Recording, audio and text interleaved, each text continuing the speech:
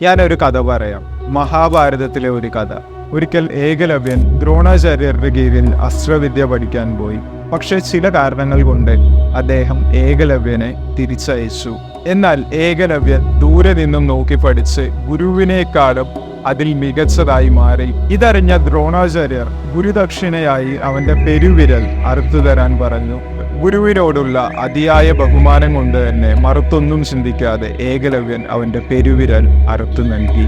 First law of power: never outshine the master. ഗുരുവിനേക്കാൾ ശിഷ്യൻ വളർന്നു എന്ന ചിന്തയാവാം ഒരുപക്ഷെ ദ്രോണാചാര്യരെ കൊണ്ട് ഇങ്ങനെ ചെയ്യാൻ പ്രേരിപ്പിച്ചത്. ഒന്ന് ചിന്തിച്ചു നോക്കൂ. ആസ് ഹ്യൂമൻസ് നമ്മളും എപ്പോഴെങ്കിലും ഇതുപോലെ ചിന്തിച്ചിട്ടോ ചെയ്തിട്ടോ ഉണ്ടാവില്ലേ? നിങ്ങളെക്കാളും ഇൻഫീരിയർ ആയിരുന്ന ഒരു വ്യക്തി നിങ്ങളെക്കാളും ഉയർന്നു പോകുന്നത് നിങ്ങളുടെ മുന്നിൽ കാണുകയാണ്. അത് നിങ്ങൾ എങ്ങനെയായിരിക്കും നോക്കി കാണുന്നുണ്ടാവുക? എപ്പോഴെങ്കിലും അവരെ താഴ്ത്താനോ അവരുടെ തോൽവിയിൽ ഒരു ഹാപ്പിനെസ് കണ്ടെത്താനോ ആയി ശ്രമിച്ചിട്ടുണ്ടെങ്കിൽ നിങ്ങൾ അറിഞ്ഞോ അറിയാതെയോ ഈ ഒരു ലോ അപ്ലൈ ചെയ്തിട്ടുണ്ട്. ഈ ലോ ആയി ബന്ധപ്പെട്ട് രണ്ട് കഥകളാണ് ഈ പുസ്തകത്തിൽ പറയുന്നത്. ഒന്ന്, യൂറോപ്പിലെ ഒരു രാജാവിൻ്റെയും അദ്ദേഹത്തിന്റെ ഫിനാൻസ് മിനിസ്റ്റർ ആയിരുന്ന ഒരു വ്യക്തിയുടെയും കഥ. രാജാവിനെ പോലും അത്ഭുതപ്പെടുത്തുന്ന രീതിയിൽ ആ ഫിനാൻസ് മിനിസ്റ്റർ ഒരു ലക്ഷറി പാർട്ടി നടത്തി. ഇതിൽ അസൂയ മൂത്ത രാജാവ് ഖജനാവിൽ നിന്നും പണം മോഷ്ടിച്ചാണ് ഈ പാർട്ടി നടത്തിയത് എന്നുള്ള പേരിൽ അദ്ദേഹത്തെ ജയിലിൽ അടച്ചു. രണ്ടാമത്തേത് ഗലീലിയോയുടെ കഥയാണ്. ഗലീലിയോ അദ്ദേഹത്തിന്റെ മുഴുവൻ കണ്ടുപിടുത്തങ്ങളുടെയും ക്രെഡിറ്റ് അവിടുത്തെ രാജാവിനായിരുന്നു നൽകുന്നുണ്ടായിരുന്നത്. അതിന് പ്രതിഫലമായി രാജാവും അദ്ദേഹത്തിന് നിരവധി സമ്മാനങ്ങൾ നൽകിക്കൊണ്ടേയിരുന്നു. അങ്ങനെ ഒരിക്കൽ ഗലീലിയോ ജൂപ്പിറ്ററും അതിന്റെ ഉപഗ്രഹങ്ങളും കണ്ടുപിടിച്ചു. അതിന്റെ ക്രെഡിറ്റും ഗലീലിയോ രാജാവിനായിരുന്നു നൽകുന്നുണ്ടായിരുന്നത്. പ്രീതിപ്പെട്ട രാജാവ് രാജ്യത്തിന്റെ തന്നെ ഫിലോസഫറായും ഒഫീഷ്യൽ മാത്തമാറ്റീഷ്യനായും ഗലീലിയോയെ പ്രഖ്യാപിച്ചു. കൂടാതെ ഒരു ജീവിതകാലത്തേക്ക് മുഴുവൻ വളരെ ഉയർന്ന ശമ്പളം ഓഫർ ചെയ്യുകയും ചെയ്തു.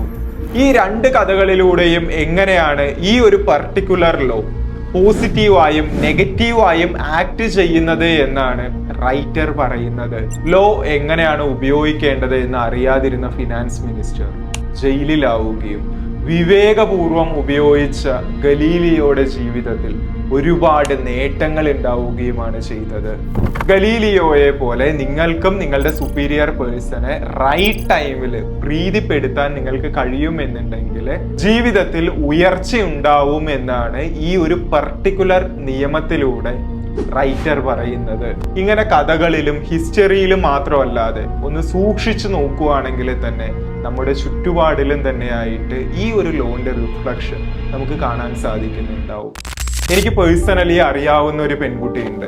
ഒരു നല്ല എസ്റ്റാബ്ലിഷ്ഡ് ആയിട്ടുള്ള ഒരു കമ്പനിയിലെ ഒരു സെയിൽസ് ടീമിലായിരുന്നു അവൾ വർക്ക് ചെയ്യുന്നുണ്ടായിരുന്നത്. അവൾ ജോയിൻ ചെയ്ത് ഒരു 3-ാമത്തെ മാസത്തിൽ തന്നെ ആ കമ്പനിയിലെ തന്നെ ഏറ്റവും ടോപ്പ് പെർഫോമർ അവളായിരുന്നു. അന്ന് വരെ അവിടുത്തെ ലീഡറായി നിന്ന വ്യക്തികളെ പോലും ബീറ്റ് ചെയ്തിട്ടായിരുന്നു അവള് perform ചെയ്യുന്നുണ്ടായിരുന്നത്.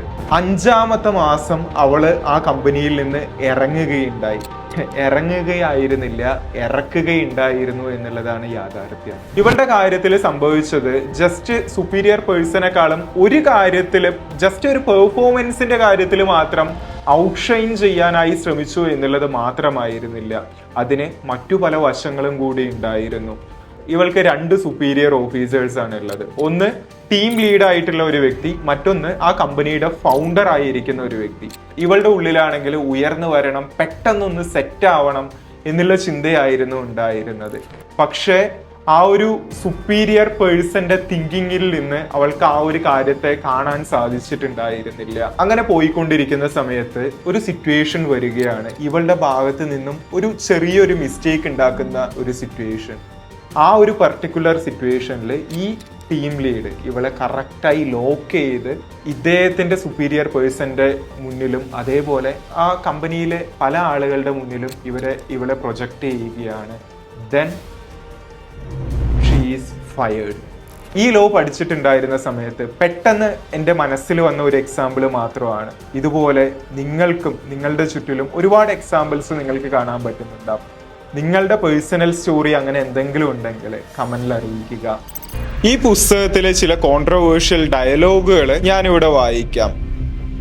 U must be selectively cruel. Your master will fall someday and you play it right. You will outlive and someday outshine him. Make your masters appear more brilliant than they are, and you will attain the heights of power. Actually, നിങ്ങളിപ്പോൾ കേട്ടത് ഈ പുസ്തകത്തിലെ first law മാത്രമാണ്. ഇത് കേട്ട സമയത്ത് ചിലർ confused ആയി കാണും, ചിലർക്ക് സർപ്രൈസ്ഡ് ആയി തോന്നിയിട്ടുണ്ടാവും, ചിലര് ഓവർ വാമിംഗ് ആയി കാണും. പക്ഷേ ഇത് ഒന്നുമല്ല. ഇനിയും കോൺട്രവേഴ്ഷ്യൽ ആയിട്ടുള്ള ലോസ് വരാൻ പോകുന്നതേ ഉള്ളൂ. ഞാൻ ഈ പുസ്തകം മുഴുവൻ വായിച്ചതിൽ വെച്ച് തന്നെ എനിക്ക് ഏറ്റവും ലൈറ്റായിട്ട് ഫീൽ ചെയ്ത ഒരു ലോ ആണ് ഇത്. നമുക്കെല്ലാവർക്കും ഫ്രണ്ട്സ് ഉണ്ടാവും, നമ്മൾ അവരെ ട്രസ്റ്റും ചെയ്യുന്നുണ്ടാവും. പക്ഷെ അത് കംപ്ലീറ്റ്ലി റോങ് ആണെന്ന് പറഞ്ഞാലോ? And that is next low of power.